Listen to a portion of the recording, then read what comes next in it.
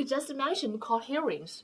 With your extensive experience represented hundreds of litigation cases, I'm guessing you have had plenty of court hearings, maybe even in thousands.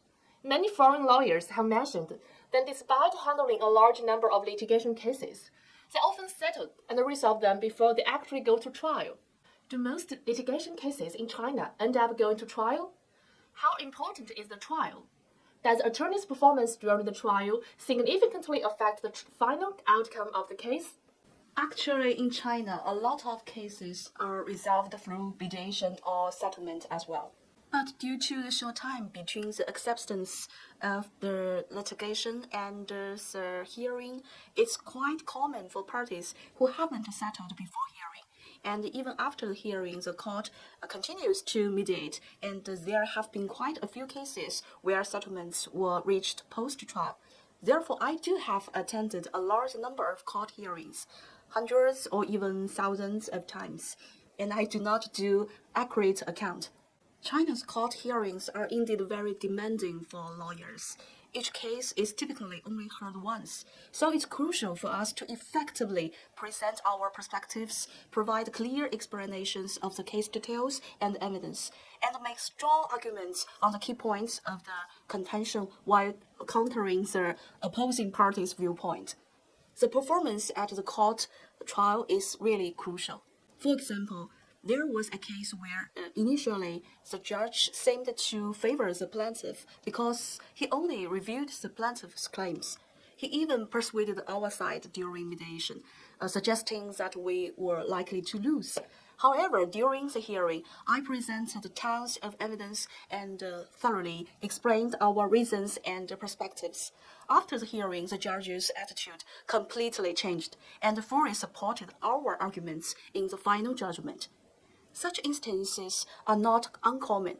My diligent and meticulous work ethic, along with quick responses during the trial, made a positive impact on the judges. So, with that being said, cases are definitely judged based on facts and the law. We are bound to fight for the best interests of our clients within the framework of facts and law. As a rainmaker, it's your job to bring in new clients. In fact, clients from different countries, such as domestic, Japanese, European, and American clients, each bound by their own business cultures, have different expectations and requirements for outside Chinese counsels.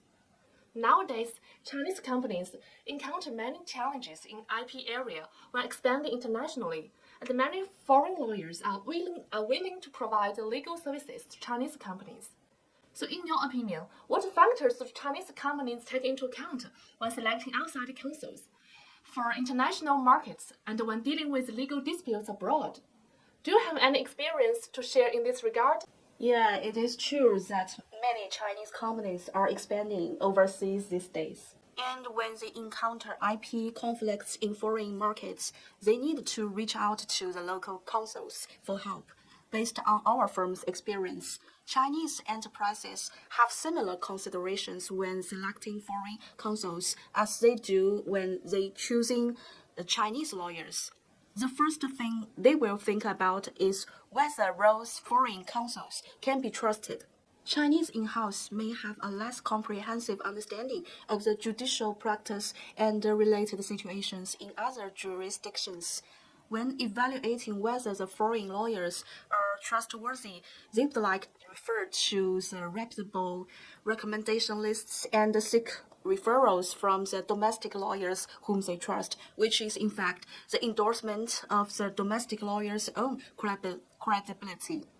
Another thing to consider when selecting a foreign lawyer is the concern of losing control, both procedurally and substantively.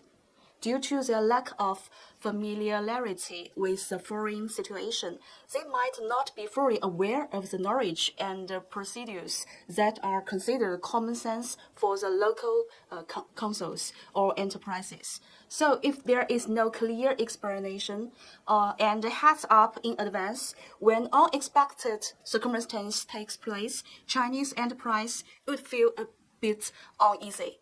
Substantively losing control means a huge disparity between their understanding of the substantial matters of the case, their original expectations, and the directions of the case is going. For example, Chinese enterprises would feel even more uneasy if the outcome of the patent's validity or invalidity is completely contrary to the judgment of the foreign counsel.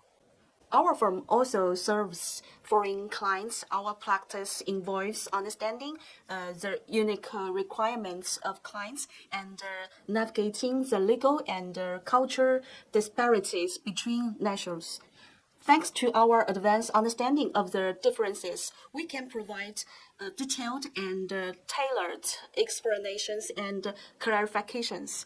This helps clients gain a better understanding and anticipate future developments. In addition, open and honest communication is important to earn the trust of clients. You are a seasoned and energetic lawyer in the office and a loving mother to two adorable daughters in your personal life. So, being a working mom, many people would ask how to balance the work and the life, which actually is very difficult to do. We can only make trade-offs and sacrifices at a different stage. What advice can you give to young people, especially women, on time management and career planning? Yes, achieving work-life balance actually is also a challenge for me. But when it comes to time management, I do have a few tips that I can share with young people.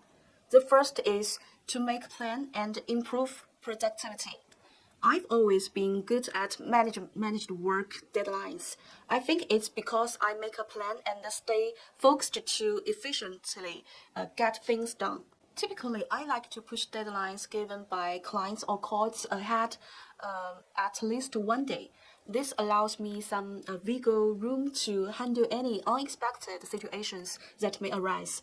Every night, I review the day's work to ensure I haven't missed anything and plan out what needs to be done the next day, even the small stuff like which judge to call.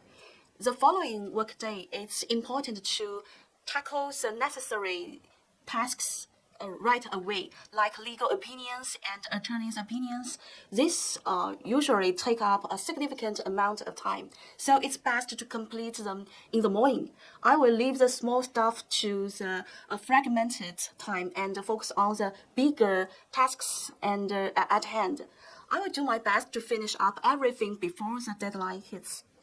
The second is to make full use of fragmented time. I always take my laptop wherever I go. For instance, when summoned to a conference room for a meeting, there's typically a few minutes of waiting for everyone to arrive. So I use this time to continue my work or deal with some trivial matters. Fragmented time includes commuting and waiting, like waiting for the plane at the airport. I usually work while waiting at the airport, and I can also study materials during the subway rides. There are two other things that are inspired by my colleagues. We have an attorney who is not only highly efficient in her work, but also shows remarkable personal growth. I observed and found that she has a knack for breaking down tasks and mobilizing resources to get things done quickly. While working as the first post, she had the task of drafting a legal opinion that included some fact-finding. This kind of investigation might have to be concluded on multiple e-commerce platforms, which can be quite time-consuming, but not complicated. This lawyer enlisted the assistance of some paralegals for the investigation, which did not require extensive technical expertise. Meanwhile, she dedicated her efforts to the legal analysis portion. She then treated these girls to dinner or got them a small gift as a way to show her gratitude. This greatly enhanced her work efficiency, and she saved the time and energy to the work that could help her grow quickly. Another story is also about a female colleague. She and her daughter have casual conversation in English at home, enjoy reading English books together and listen to English stories or news. She cleverly maximizes family time, not only enhancing their foreign language skills and expanding knowledge, but also dedicating quality time to her child, which greatly benefits the child's education. So, if you were to look back at your career over the last 20 years, what would you consider the highlight moments? There's still a long road ahead, and I'm hopeful that more highlights will come in the future. We've already celebrated some wins. A bunch of the cases we've handled have been recognized as typical cases by the courts or IP offices. Additionally, our dedication has earned us recognition from numerous clients, judges, and even the opposing parties. Are there any regrets? And if there are any regrets, it may be that a few cases didn't achieve the desired results. Yeah. Looking to the future, do you have any plans for personal growth, team management, and leading the firm to steady growth? Our firm has been advancing for 20 years, but we are just getting started. In this rapidly evolving era of scientific and technological progresses, where the global economic landscape is constantly flux, we are bound to encounter significant challenges. Currently, our team of lawyers and attorneys is becoming stronger and more seasoned. While it's crucial to uphold the firm's values of honesty, professionalism, and practicality, we must also remain open minded and embrace challenge and innovation.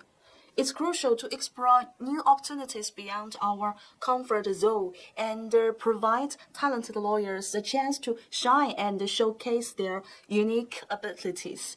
We are excited about expanding our portfolio of typical cases in the future and ensuring even greater client satisfaction. Excellent, Jie. Let's make it happen together. Well, thank you for being here today. Thank you. You provided us a quick update about Chinese IP litigation proceedings and great advice on time management and career planning. Hopefully, our audience would also find them helpful. Thank you for watching. See you next time. Bye. Bye bye.